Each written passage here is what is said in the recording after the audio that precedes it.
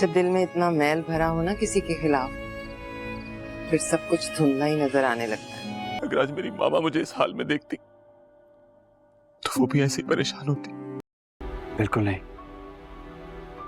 تمہاری محبت پر تو اب مجھے خود سے زیادہ یقین ہے، مجھے دعا دینے والا کوئی نہیں، کیونکہ مجھے احساس ہو گیا ہے کہ تم ہی میرے لیے سب کچھ ہو۔ مجھے میری ماما کی بہت یاد آ رہی ہے شبنم۔ I'm really sorry، رو مت۔ جانتا ہوں کہ میں معافی کے قابل تو نہیں، لیکن میں آپ سے ہاتھ جوڑ کر معافی مانگنا چاہتا ہوں۔ اب دوستو نور جہاں کا کل لاسٹ ایپیسوڈ ہونے والا ہے، اور آخر نور جہاں کو عنقریب اسے سزا ملنے والی ہے، وہ سزا جس کے بارے میں اس نے کبھی بھی نہیں سوچا تھا۔ وہ ہمیشہ اس بات میں غرور اور گھمنڈ میں رہی کہ کبھی بھی میں اپنے بیٹوں کے ساتھ کس طرح بھی پیش آؤں گی، میرے بیٹے کبھی بھی مجھے چھوڑ کر کہیں نہیں جائیں گے، میرے بیٹوں نے آج تک سانس تک میری مرضی سے لی ہے، تو یہاں پر وہ اپنی ماں کے بغیر رہنا تو بہت مشکل ہے۔ لیکن آخر مراد نے تو اپنی ماں کا ساتھ چھوڑ دیا، کیونکہ جس طرح اس کے ساتھ نور جہاں کر رہی تھی اسے اپنے ہی گھر میں دشمن نظر آنے لگے، کیونکہ مراد کی پرسنالٹی بہت اچھی دکھائی گئی، لیکن مراد سے یہ غلطی نہیں ہونی چاہیے تھی۔ اس کو نور بانو کے والد کے ساتھ اس طرح بالکل بھی پیش نہیں آنا چاہیے تھا۔ اگر وہ اس گرما گرمی میں صلح کرنے کی کوشش کرتا تو شاید بات آج کچھ بہتر ہوتی، لیکن جب نور بانو کو اس کے والد نے ساری حقیقت سنا دی تو آج اسی وجہ سے اس نے مراد سے بدلہ لیا، اور آخر اس کا بدلہ پورا ہو گیا۔ وہ مراد کے دل کے اتنا قریب رہی، اسے اتنی محبت دی اور اسے اتنی عزت دی کہ وہ یہ جان ہی نہیں سکا کہ اس کے ساتھ بھی ایک بہت بڑا کھیل چل رہا ہے، اور وہ کھیل اس کی بیوی اس کے ساتھ کھیل رہی ہے۔